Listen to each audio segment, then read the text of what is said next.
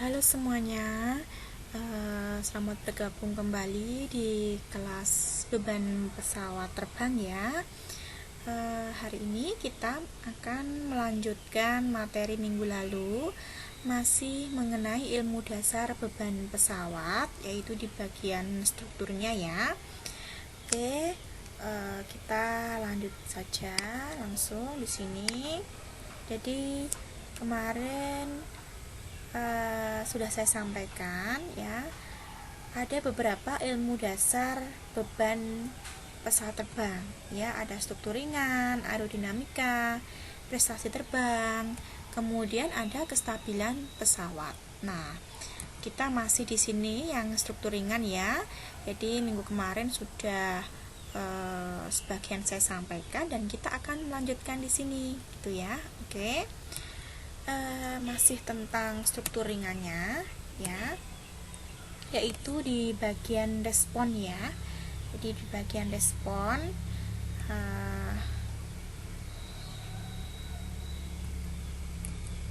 oke. Kemudian kita akan membahas tentang momen inersia ya. Jadi sekilas kemarin saya sampaikan tentang inersia dan momen inersia ya. Jadi inersia atau kata lainnya adalah kelembaman ya. Jadi sudah saya jelaskan apa itu, dan momen inersia itu juga apa ya. Kemampuan suatu benda untuk mempertahankan geraknya ya, mempertahankan kondisi geraknya ya, apakah tadi diam atau bergerak ya. Jadi akan mempertahankan kondisi awalnya itu seperti apa, itu ketika ada pembebanan yang diberikan kepadanya gitu ya. Kemudian kalau momen ini, momen inersia, ada kata momen berarti berkaitan dengan rotasi, gerak rotasi. Jadi kecenderungan suatu benda untuk mempertahankan gerak rotasinya gitu ya. Jadi berkaitan dengan itu gitu ya. Oke, jadi kita masih akan belajar tentang momen inersia pada penampang simetris terlebih dahulu. Ini cara menghitungnya ya. Kemarin sudah saya sampaikan contohnya di situ. Yang cara pertama ini saya ulang sedikit ya. Jadi di sini untuk momen inersia terhadap satu titik berjarak dari titik berat penampang. Nah, rumusnya pakai ini, Ix sama dengan I0 plus AD kuadrat, dimana I0 nya adalah 1/12 BH pangkat 3 plus AD kuadrat gitu ya. Jadi I0 ini adalah inersia dari objek itu sendiri ya. Misalkan di sini ada suatu penampang dengan bentuknya I seperti ini, kita bagi menjadi dua bagian ya. Satu ini penampangnya yang sama, kemudian dua untuk yang vertikal ini gitu ya. Nanti masing-masing dari bidang ini, misalkan bidang pertama, bidang kedua, ini punya inersia masing-masing gitu ya. Jadi itu kita bisa menghitung di sini gitu ya. Nah, untuk jaraknya terhadap struktur secara keseluruhan, objek secara keseluruhan dari sini, itu kita tambahkan AD kuadrat ini ya. Bidang pertama ini kita hitung, pertama itu kan sama ya, ada 2, berarti tinggal kalikan 2 saja. 1/12 B nya ini yang ini, kemudian H nya yang ini ya. A nya ya, A dari bidang ini berapa, panjangnya 3, ini 1 gitu ya. Kemudian D itu di sini jaraknya dari sini ke titik tengahnya di sini ya. Karena ini 3, kemudian titik tengahnya di sini, jaraknya ke sini adalah setengah ya, tinggal dikurangi setengah aja menjadi 2,5 gitu ya. Kemudian untuk penampang yang bidang kedua ya, ini itu juga sama hitungnya seperti yang ini gitu ya. Kenapa tidak ada AD kuadrat? Karena Anda lihat di sini untuk jaraknya ini kan titik ini sekaligus menjadi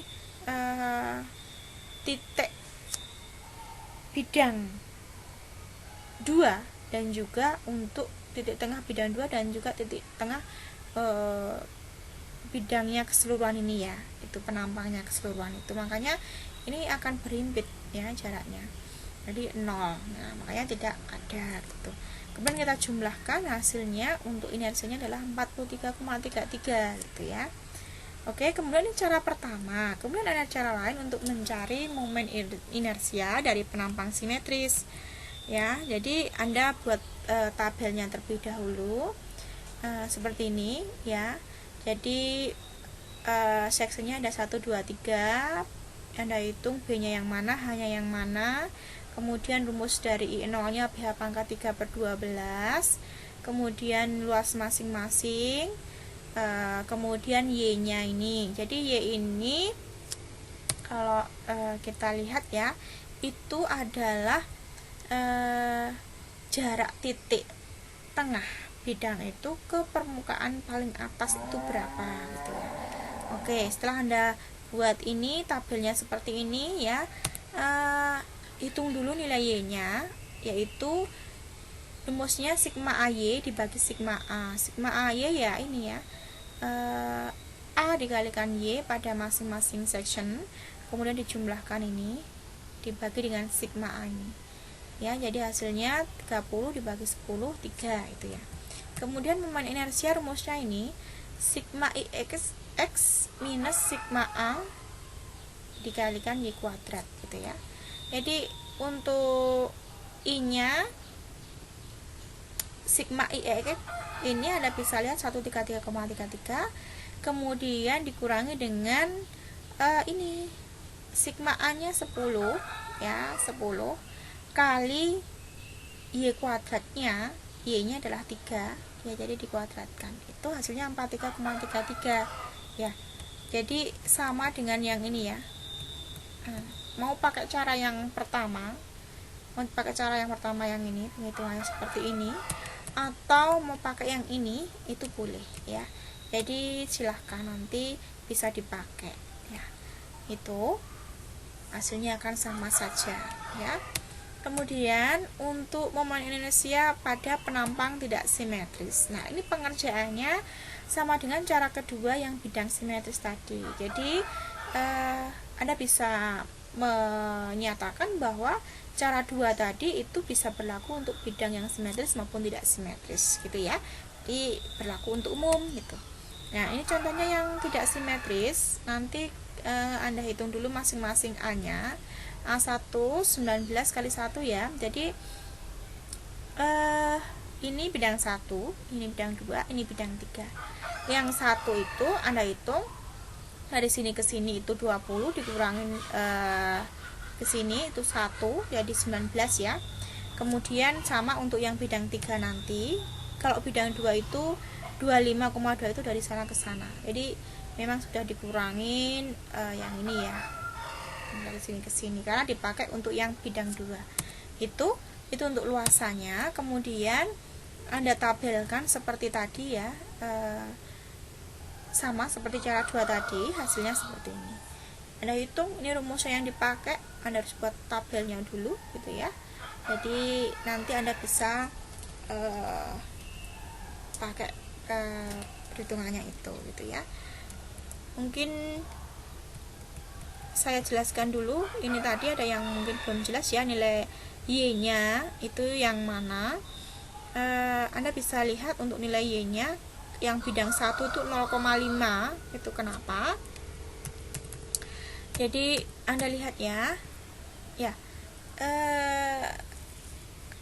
Kalau Anda lihat bidang 1 itu yang ini ya.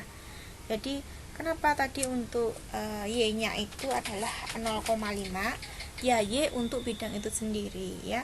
Karena ini 1, kemudian ini di sini titik tengahnya, titik pusatnya dari bidang ini ke sana, Pak, ke paling luar itu setengah gitu ya. Kalau untuk yang bidang ini dari sini ke sini ke paling luar 3 dikurangi setengah, ini menjadi 2,5. Kalau yang ini dari titik tengahnya di sini, dari sini ke atas sana itu kan 6 dikurangin, karena posisinya di tengah ini dikurangi setengah, berarti 5,5 gitu ya. Itu jadi cara menentukan yang nilai Y nya itu begitu. Ini ya, jadi 0,5, yang ini 3 ya, itu. Kemudian karena ini dari sana ya, ini kalau ini dari titik ini ke sini ya 3 ya, jadi ini ke sini 1 dikurangi setengah berarti setengah. Kemudian yang ini dari sini, ini kan titik tengahnya ini ke sana berarti 3. Ini dari sini ke paling atas ini 5,5 gitu ya. Itu oke. Kemudian jadi udah jelas untuk perhitungan momen inersia. Sekarang kita mau ke ini, jadi Mohr circle. Jadi Mohr circle ini juga penting nanti Anda ingat kembali. Ini memang di sini hanya saya sampaikan poin-poinnya apa yang dimaksud ya di sini itu. Nanti Anda ingat kembali tentang Mohr circle. Mohr circle itu belajarnya tentang apa, untuk apa itu ya. Mungkin sudah disampaikan di mata kuliah analisis struktur ya. Ini juga penting Anda ingat kembali. Saya tidak perlu menjelaskan lagi di sini, itu ya. Oke, kemudian ini contoh example dari Mohr circle-nya. Ya, ini harus diingat untuk kesepakatan dari tandanya ya. Jadi supaya Anda paham ya. Nanti diingat kembali, dibaca lagi tentang Mohr circle karena memang akan dipakai di sini ya. Artinya memang ini berkaitan di dalam struktur, itu penting juga untuk mengingat kembali materi ini. Jadi sekali lagi di dalam mata kuliah beban bank, ilmu dasar yang dipakai itu tidak semuanya dibahas di sini ya, ada banyak ya, tapi ini ketika saya membahas tentang yang struktur juga tidak akan semuanya saya bahas karena sangat luas sekali gitu ya, hanya mengingat poin-poinnya gitu ya, dan penjelasan sedikit singkat ya tentang apa saja sih yang kita pelajari ya di dalam struktur itu, struktur ringan itu apa saja itu ya, itu salah satunya. Kemudian sekarang ke local effect ya. Jadi ke tahap keempat ini, local effect ini ada jenis-jenisnya yang biasa terjadi pada struktur seperti pada gambar ya. Di sini ada berbagai macam ya, seperti di situ ada taki atau notch ya. Kemudian ini ada lubang pada lux, kemudian lubang pada rivetnya, segala macam ya. Jadi di sini itu bentuk dari efek lokal ya yang biasa terjadi pada struktur. Kemudian di sini Anda bisa lihat ini ada suatu pelat, dua-duanya suatu pelat, tetapi yang satu dengan lubang lingkaran dan yang satunya dengan retak ini ya, retaknya ini gitu ya. Kemudian kalau pelat dengan lubang ini, lubang dengan diameter D, maka akan memiliki faktor konsentrasi tegangan. Sedangkan untuk pelat dengan retak ini akan memiliki faktor intensitas tegangan, gitu ya. Nah, ini Anda ingat kembali, mungkin juga sudah disampaikan di mata kuliah yang lain ya. Apa bedanya faktor konsentrasi tegangan dan faktor intensitas tegangan? Anda bisa lihat di sini, salah satu yang paling mencolok Anda bisa jawab adalah kalau faktor konsentrasi tegangan itu di sini ya, untuk pelat dengan lubang. Kalau untuk retak ini ada intensitas, faktor intensitas tegangan.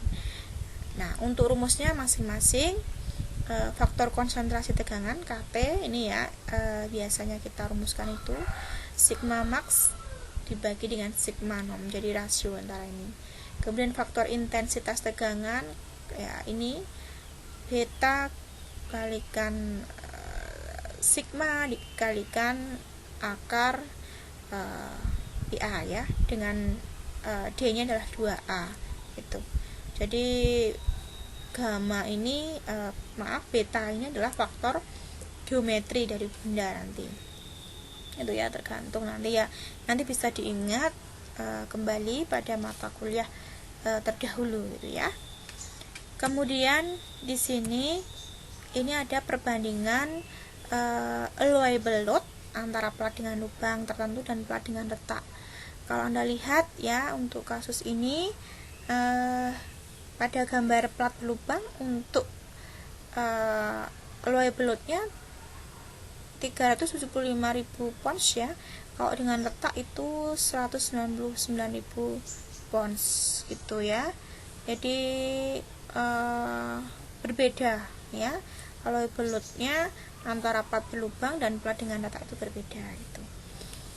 Kemudian sekarang ke materialnya. Jadi di sini material itu berkaitan dengan apakah menggunakan material metal atau komposit misalkan gitu. Jenis materialnya apa? Ini sangat berpengaruh ya.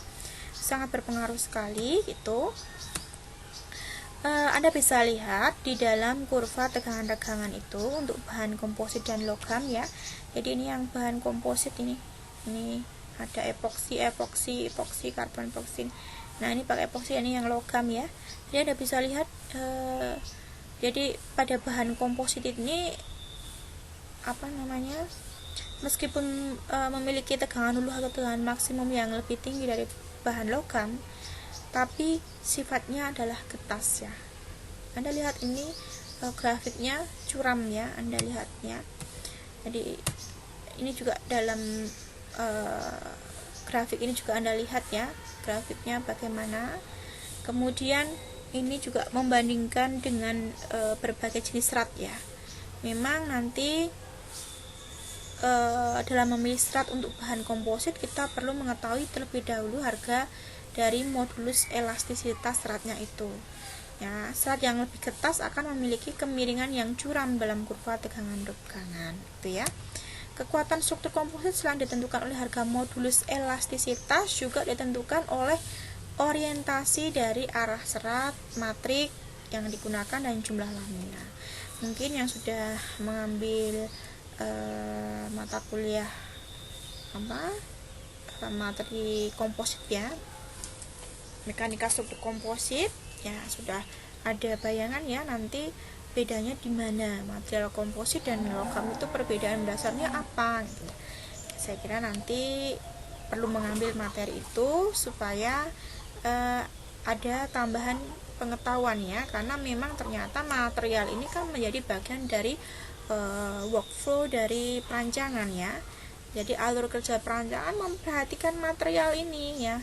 Material komposit ini punya ciri khas ya, punya ciri khas yang spesifik, jadi perlu perlakuan yang berbeda juga gitu ya.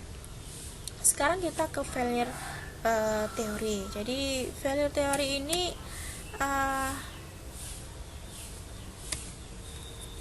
ini ada teori kegagalan ya. Jadi teori kegagalan itu biasanya untuk material itu dibagi dua. Untuk material ulek atau ductile ini biasanya kegagalannya terjadi karena shearing ini ya, geser. Kemudian kalau untuk material getas ini biasanya kegagalan karena beban aksial gitu. Jadi itu.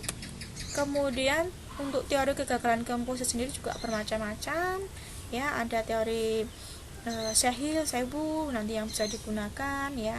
Kemudian nanti ada yang lain juga ya. Nanti bisa belajar di materi komposit, khusus komposit ya. Jadi itu yang saya sampaikan, memang berbeda intinya di sini. Untuk teori kegagalan juga berbeda. Kemudian failure modes-nya ya, modus kegagalannya. Ini ada modus kegagalan yang terjadi pada sambungan ya. Ini untuk tension, shear out, bearing, dan bursting ya. Jadi modusnya seperti itu, Anda bisa lihat ya, macam-macam ya. Kemudian di sini kalau modus kegagalan pada kolom yang mendapat beban kompresi ini biasanya buckling ya. Buckling pun bermacam-macam ya, ada yang 1 gelombang, 2 gelombang, 3 gelombang, yang N ini banyak gelombangnya gitu ya. Jadi gambar ini menjelaskan modus kegagalan buckling pada kolom yang ditumpu dengan tumpuan sederhana. Hal yang perlu diketahui adalah harga beban kritis untuk setiap modus sehingga kestabilan struktur dapat diketahui. Nah, secara umum untuk harga beban kritis buckling ini rumusnya ini. PCR sama dengan N kuadrat Pi kuadrat EI per L kuadrat. Jadi nanti beban kritis buckling ini akan dipengaruhi oleh parameter ini ya, parameter ini.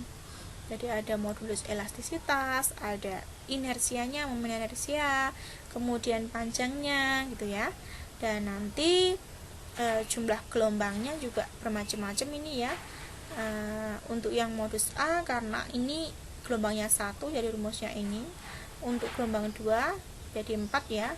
Kalau gelombangnya 3 ada 9 yang rumusnya. Jadi macam-macam untuk modus kegagalannya seperti itu.